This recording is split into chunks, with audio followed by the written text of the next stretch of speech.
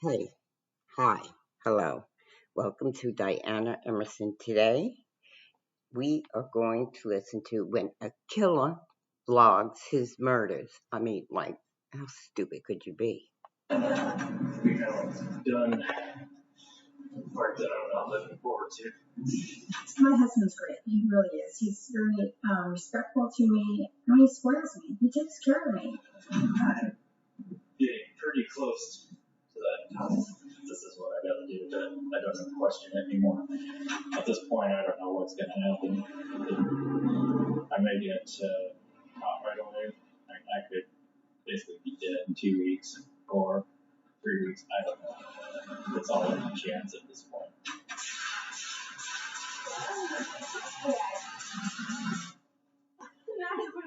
Oh my gosh. Though his family didn't yet know it, something was off with Peter Keller.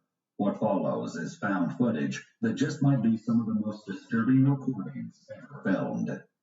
Documented like a YouTube video, the video diaries Peter created provide a rare glimpse into the mind of a killer and document how something that may have begun as an innocent hobby ultimately manifested as unbelievable cruelty.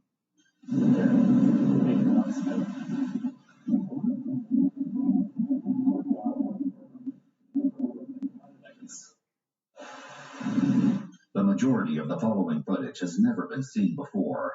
It has been analyzed by a licensed professional counselor. Okay. Looks like everything's working. Just checking the camera out. This is the first time watching myself. I hate watching myself. So, man, that's the way other people see me. So, it's going to take some getting used to. Not used to talking into a camera. Let's see. So, here you can look at the trail. There's not much of a trail. I try to keep it as hidden as I can. So, other people will stay off of it, which has worked so far. It's pretty far out, so nobody's been up here yet. I usually come up with between a 30 and 40 pound pack. Every time I bring a load of something up, I'm actually starting to get a lot up here. Try to make it as easy as I can during the transition time. So far, I've got a bed, blow-up bed, mattress, and blankets and pillows and clothes and stuff to keep me comfortable. So, we'll see how long I last doing this. I don't know.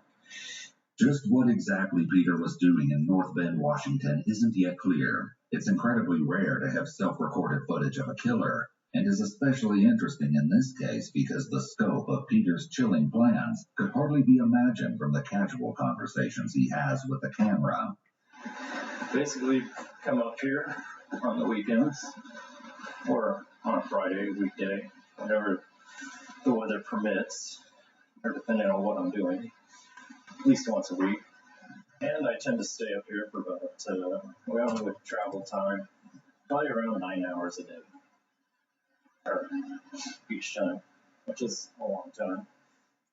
When he wasn't traversing the wilderness with his camera and dog, 41-year-old Peter was also a father and a husband. Hey, Dad. Hey, Dad, I got this one. Because you guys want me to make pictures. He and his wife Lynette had an 18-year-old daughter named Kayleen, and the three appeared to be a normal, happy family. Yep. Let's do a lot of videotape and then I cut all the junk out. However, Peter's mysterious project in the woods would eventually take a terrible toll on his day-to-day life. Kayleen Keller.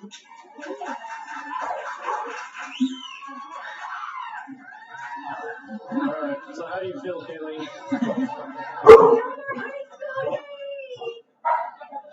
Feel different?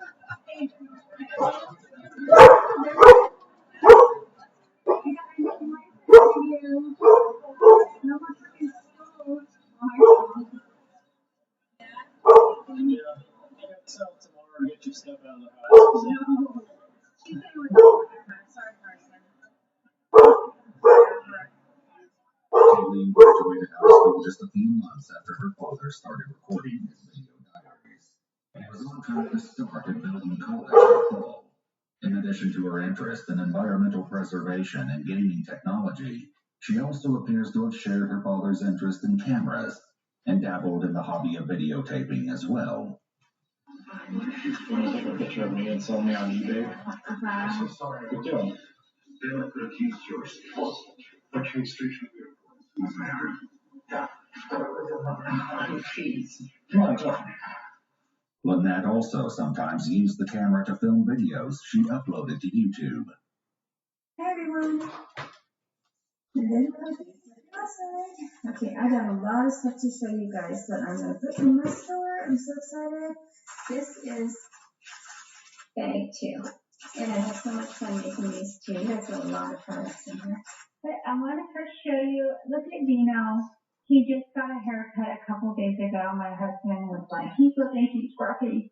I am a very shy person. And doing these videos really helps me open myself because I figured if somebody doesn't want to watch it, then don't watch it. I'm not forcing you to. So these videos really help, and he really helped me.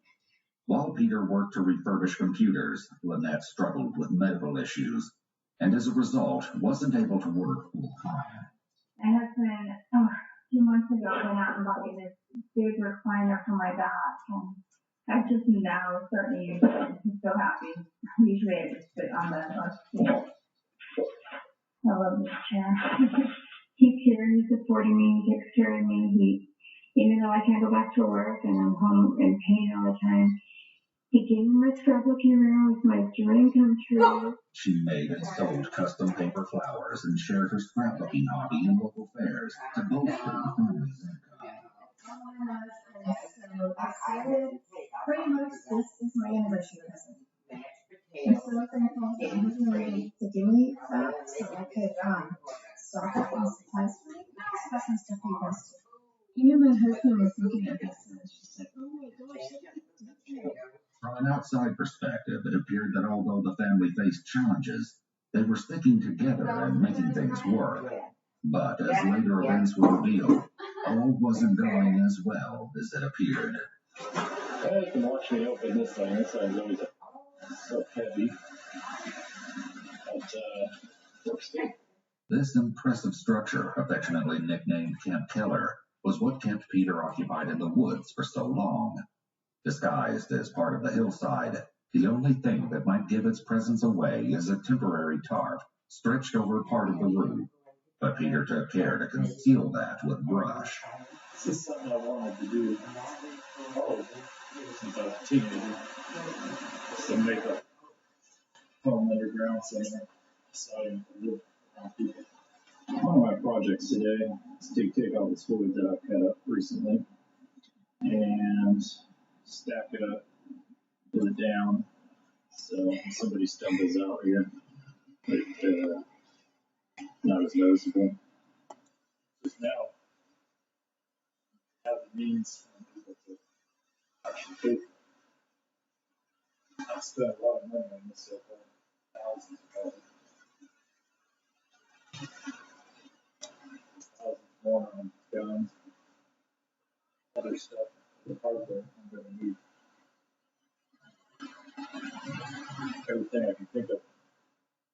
The bunker was a shocking feat of engineering, considering all of Peter's supplies were either gathered from the forest around him or carried in from his house, which was about an hour's hike away. This is kind of an outside look. My work pile on this side.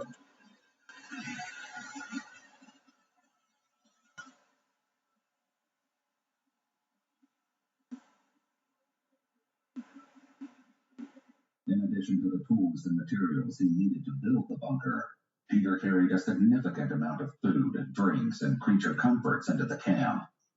He brought enough to set up a kitchenette, complete with an emergency vodka stash. The entire complex was powered with a generator, which Peter somehow managed to bring up the mountain. He even went out of his way to engineer a wood-burning stove made out of an inverted metal garbage can. He rigged a chimney to funnel the smoke up and out of the residence. This smoke would ultimately provide a valuable clue as to the camp's location. Other highlights of Peter's stash include multiple 5-gallon buckets, which could not have been easy to move, heavy-duty chains, and a hacksaw. But as impressive as the wilderness construction may be, the question remains as to why Peter built it in the first place. I just feel like I'm getting knocked back every time financially. My wife is just gonna suck all the money out that I have. And I'm so excited because I can actually afford these deals. My husband, he gave me some money to go in here, so it's so great.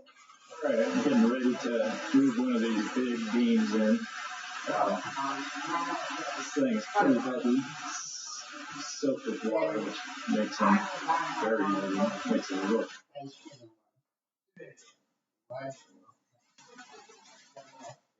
I met him when I was in high school, but I just, wasn't interested. And then I met him again, and he was so sweet. We became like best friends. He said one of these days he wanted to get married and have kids, and he asked me what I wanted, and I said, I want to get married. So then my sister, we were getting along at the time, she really liked him, and she said, well, you gotta just, you're gonna regret it if you don't. So I was like, okay.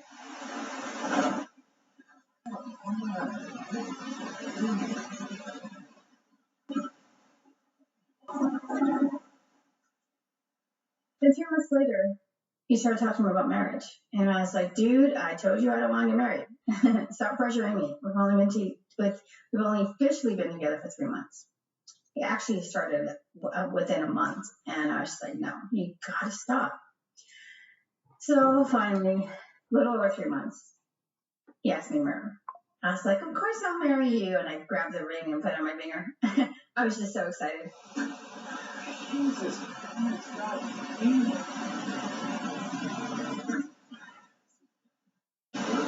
That's my story of my husband, who is my husband. He's the love of my life. At this point, I don't know what's going to happen. I may get caught right away. I mean, I could basically be dead in 2 weeks or 3 weeks. I don't know. It's all up to chance at this point. So I don't think anyone knows where I'm at. But if they put it together, at this point I have to take that chance. So it's just going to be a point of, go as far as I can. I do have my escape, and that's death. And I'm okay with that. So I'm getting to the point where I'm just trying to live and pay bills and live as a civilian and go to work. He's a great guy, and he stuck around with me. I'm some guys are kind of leave when you get that, it's part of your vows. But anyway, I don't want to go into that. That just freaks me out. It's actually more comfortable for me to think about living out here, robbing banks, pharmacies, just taking what I want for as long as I can. At least it'll be exciting. It won't be boring. And I don't have to worry about Lynette or Kayleen. And everything will be taken care of. It'll just be me. Peter's complaints are all too common, but could indicate the presence of major depressive disorder. Additionally, Peter is doing a lot of fidgeting in this video, signifying that despite what he's saying out loud, his thoughts might be giving him a lot of anxiety. Perhaps this stems from the fact that, as some of Peter's cryptic comments hint, there's a much darker aspect to his fantasy that he lets on. Well, I wanted to get a video log in, because we haven't done part that I'm not looking forward to. I'm getting pretty close to that time. I'm guessing probably a couple months away, maybe 3. So, yeah, I know. Once I do this, I could either die, then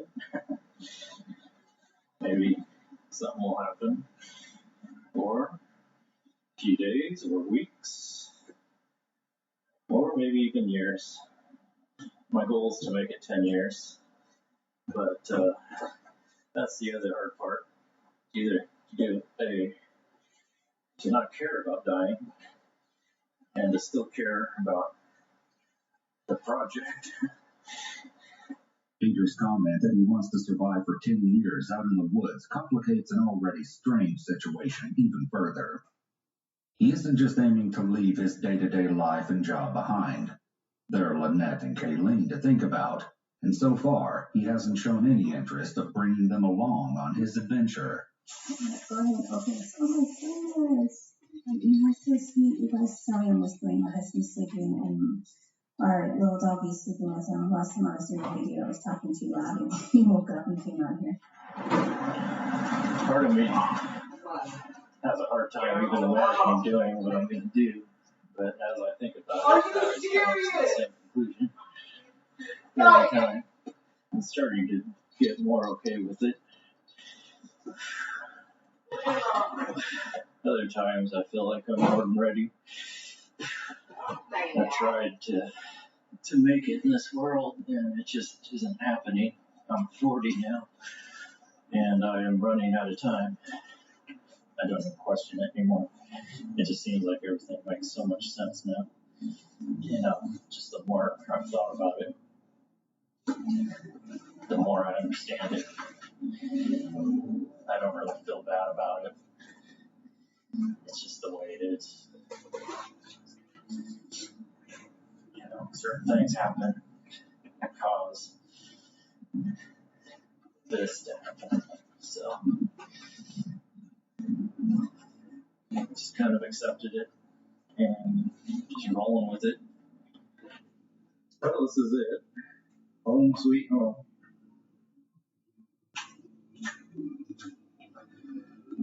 Got the lantern going so you can see a little bit.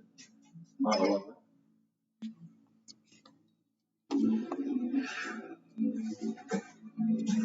I often wonder if what I'm doing is the right thing. And I think it is. These statements, though shocking, actually align with the earlier theory that Peter was suffering from a serious depressive disorder. Well, no, as I do this for hour,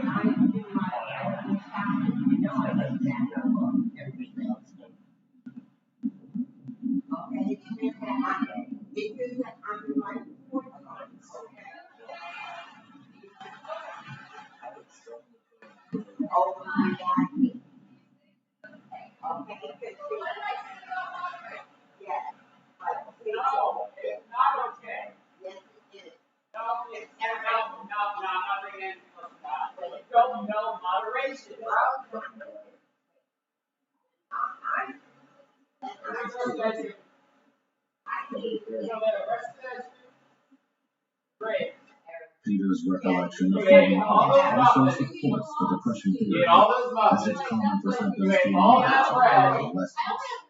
Additionally, it's known that individuals with unresolved trauma can become stuck developmentally. This could very possibly be what happened to Peter, as he previously mentioned that he wanted to go to chemical substances too. If he became emotionally stuck at that point in his life, it could explain his apparently sensual first handout, along with the continued desire to be part of society. well, basically last year, I really felt on in body terms, realizing this conflict that and there's just no hope. That's it's tough. I wasn't interested in anything, but I would make myself. I did for this. I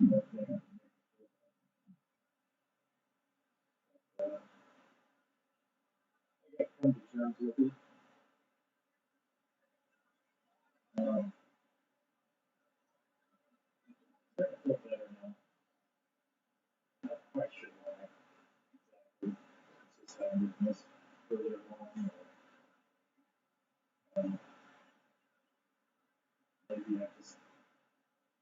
come to terms with where I am, my situation, and I'm kind of working through it.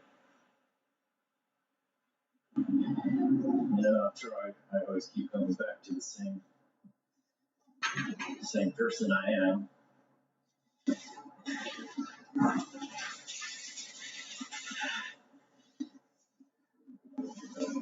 I guess it's also because I don't have anything. I never did.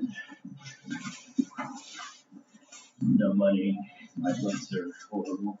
My husband actually gave me some money, and I was going to go out and buy some of these, but I'm going to go buy ink instead. Oh my gosh. Sorry, I'm trying not to get too excited because my husband's going to be like, what is he doing? No personality.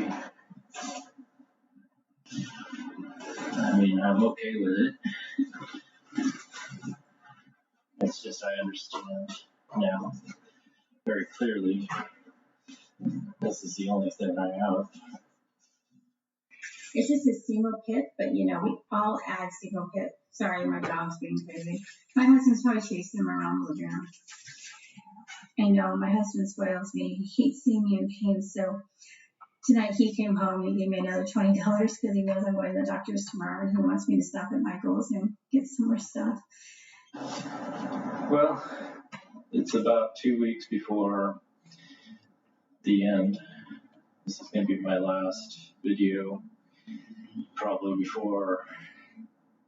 until after that. That's terrible. I wanted to give some items for my mom and some other items, but I just want to show you that. Dino, sorry, my husband's up. Dino. Well, it's about 2 weeks before I finally drop out of society and start this project.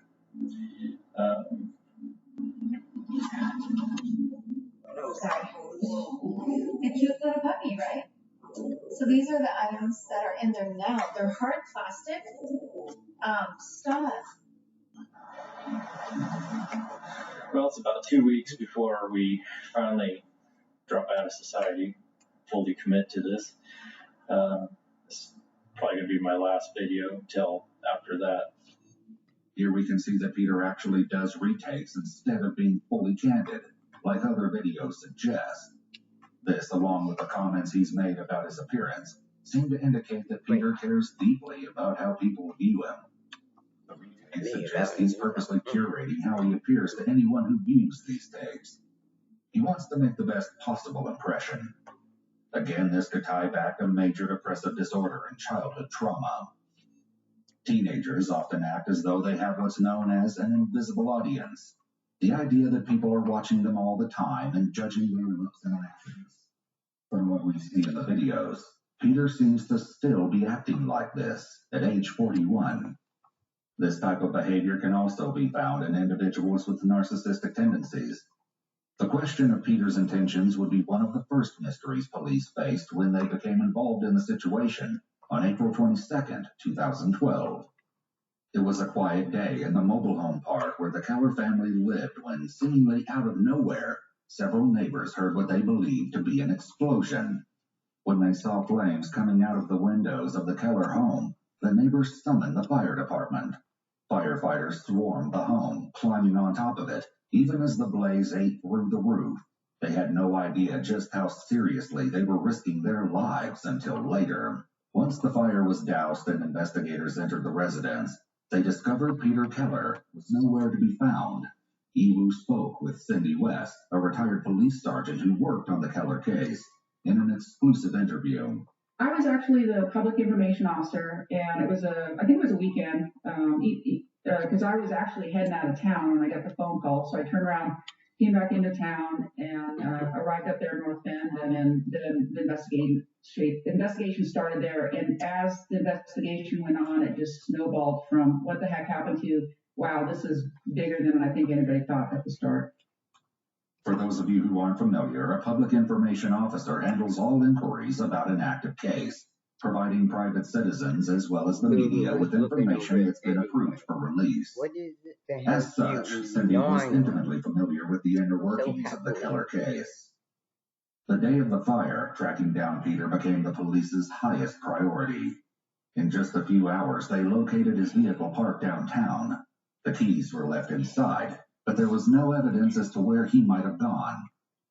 When they entered his workplace to ask where Peter might be, all his co-workers could offer was that Peter had already left for the day, and it stated that he might be back tomorrow, next week, or possibly never. Police also discovered that Peter had recently withdrawn $6,200 from the family bank account. Everything suggested that Peter was either in danger, running, or both. For now, police had no idea where he could be hiding. But they weren't clueless for long. Police got lucky when searching Peter's home and unearthed a hard drive containing Peter's video diaries. Combined with what else was discovered in the residence, the investigation went from serious to downright bone-chilling. Well, before, a while ago, I used to sit here and think, this whole thing is just crazy at times, and then I think about it, and, it makes sense, and it's like, okay, this is what I gotta do. Peter's decisiveness in this clip, paired with the horrific details of what police had found in the remains of his home, would likely be shocking to even the most seasoned law enforcement official. They were at a complete loss when it came to explaining how and why this had happened. Only time would reveal the haunting truth. When it came to the video entries, they supplied more than just a record of Peter's thoughts. As it turned out, other entries in the video diary and the accompanying photographs would become the key to tracking Peter. Retired Sergeant Cindy West was able to share the creative technique the police ended up using. They had photographs that Keller had taken on the mountainside as he's constructing this bunker. From nothing's there to a little bit more to a little bit more. In one of the photos, you can see, I couldn't see it, it looked like a power line in the distance. So you're looking off the mountain toward, which would be North Bend, the city. You can barely see this power line and something else. Again, I didn't think it was a power line.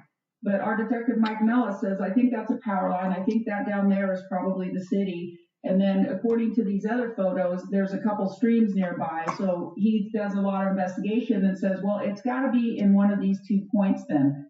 And I'm like, I don't know how he came up with that, but he was exactly right. Combined with reports of Peter's truck being regularly parked at a specific trailhead, this was enough information for police to start canvassing the area to search for Camp Keller. It took 6 days, but eventually they succeeded.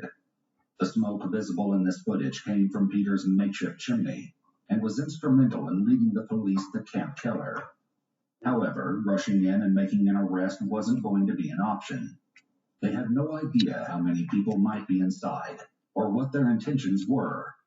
Remember, Peter had been stockpiling weapons and ammunition at home, and thanks to his videos, which were discovered when police reviewed the recordings that were not destroyed in the house fire, they knew he likely had firearms at his camp. Little did they know what else they would uncover. They also knew that there was a chance they could be dealing with a hostage situation. A direct approach could endanger Peter's life if he was being held captive, or spook him if he had hostages of his own.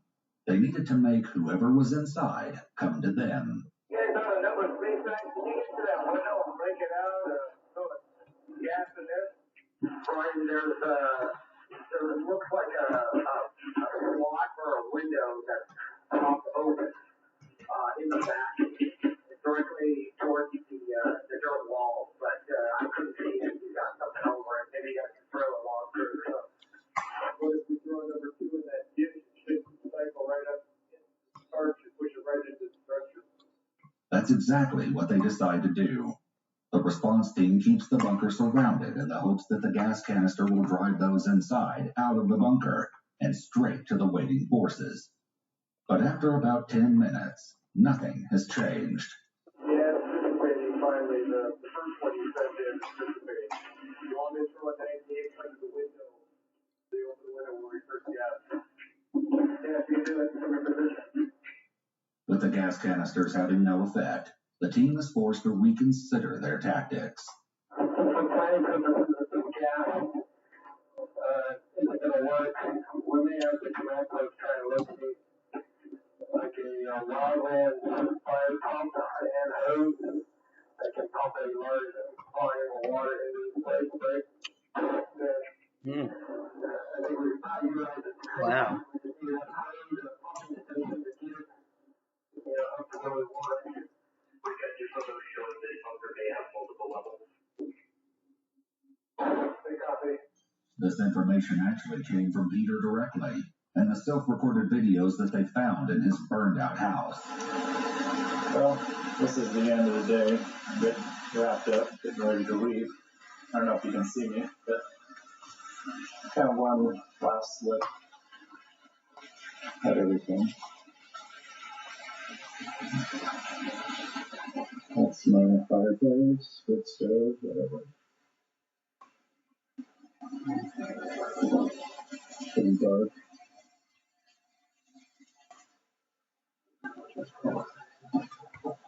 Now we're going upstairs.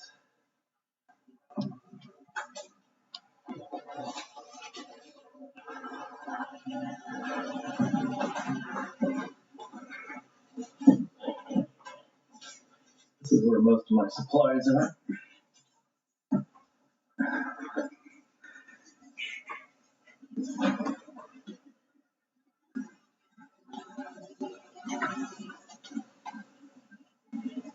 Pretty well stocked up. My window.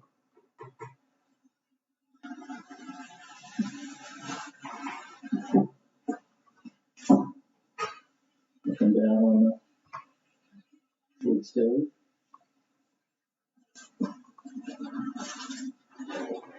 And that pretty much wraps it up for today.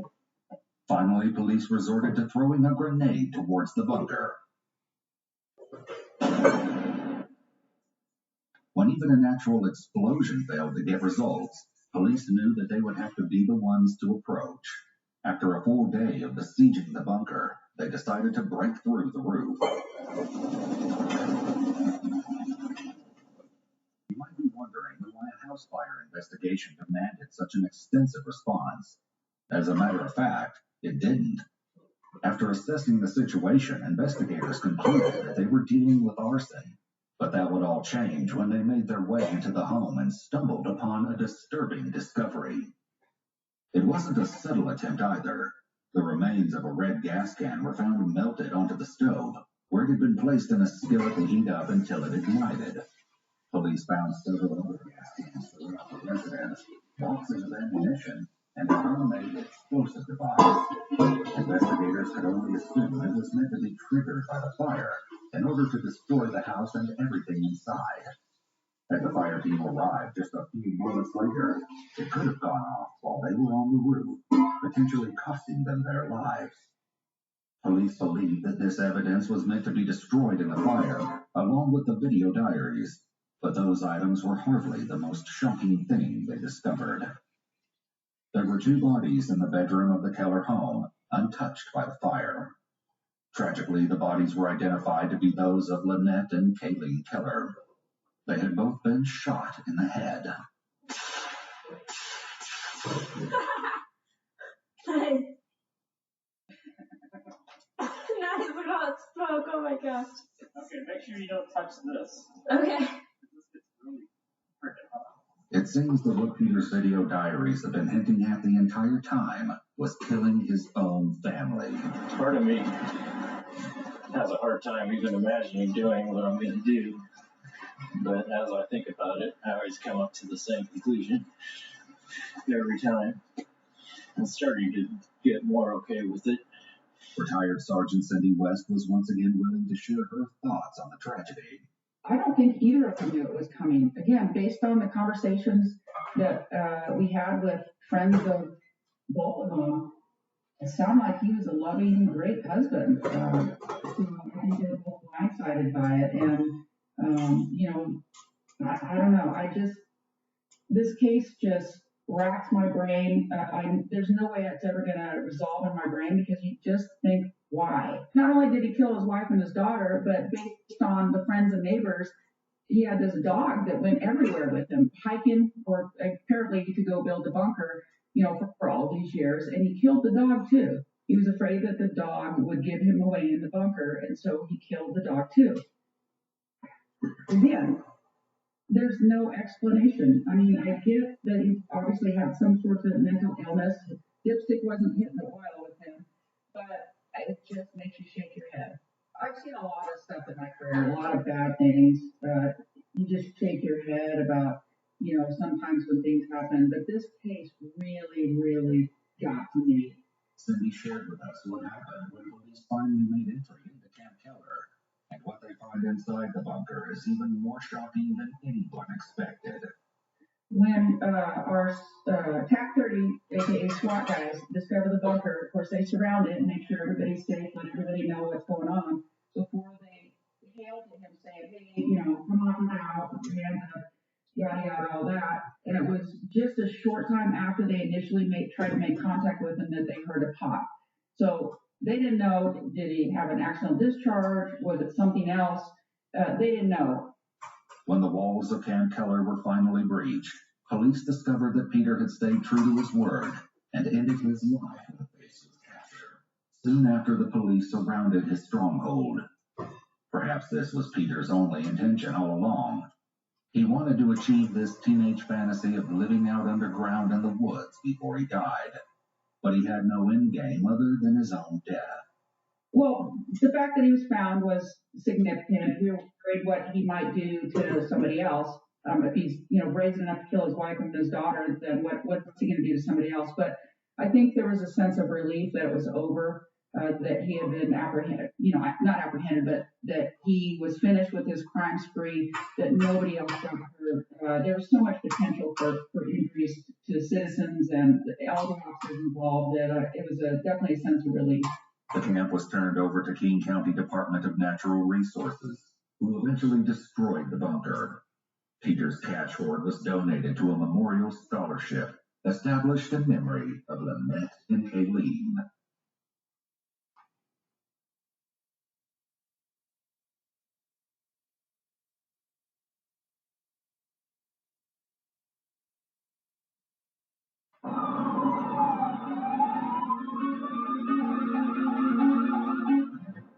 A National Guardsman is shot while he sleeps.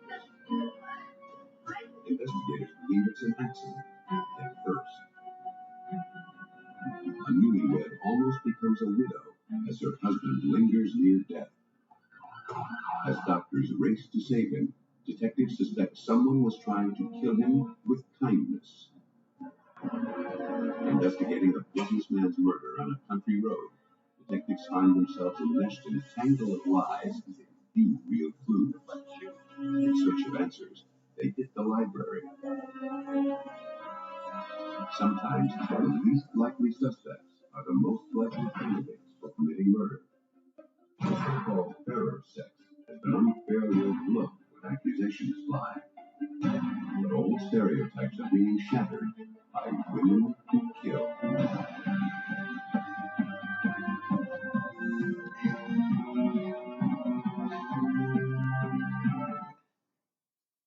Well, that's it for now.